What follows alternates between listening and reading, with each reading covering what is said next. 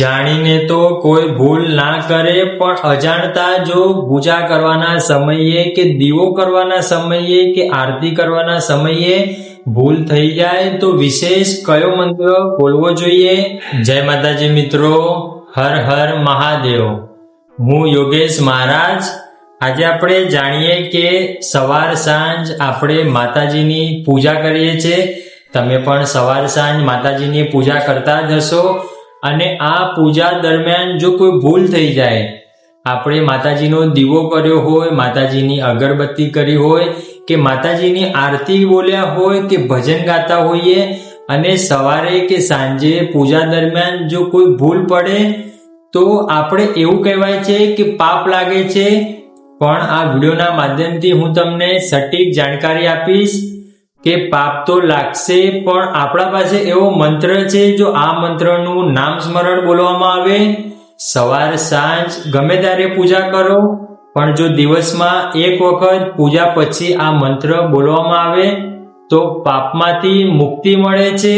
ધર્મ અભય બનાવે, નિર્ભય બનાવે, ભયભીત ના બનાવે।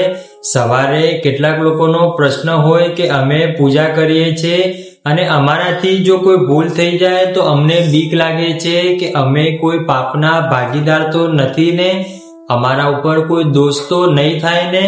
તો આજે આ વિડીયોમાં આપણે જાણીએ કે જો આવો કોઈ શંકા કે આવો કોઈ વિચાર તમને આવતો હોય તો પૂજા પતી ગયા પછી દિવસમાં એક વખત જો આ મંત્ર બોલવામાં આવે તો આપણને પાપમાંથી મુક્તિ મળે છે। તો આ શ્લોક કયો છે તે આપણે ધ્યાનથી સાંભળીએ।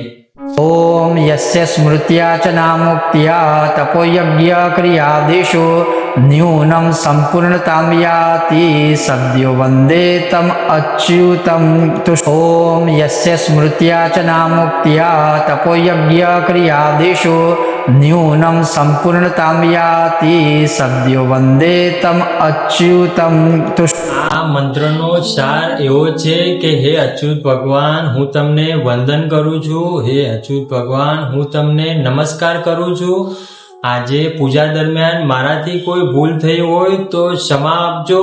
તો આ શ્લોક સવારે પૂજા દરમિયાન બોલવામાં આવે તો ભગવાનના નામથી જ પાપ મુક્ત થઈ જવાય। જો તમે અમારી ચેનલમાં નવા હોય તો ચેનલને સબસ્ક્રાઇબ કરી વિડીયોને લાઈક કરવાનું ના ભૂલતા। ત્યાં સુધી જય માતાજી મિત્રો, રાજી રહેજો।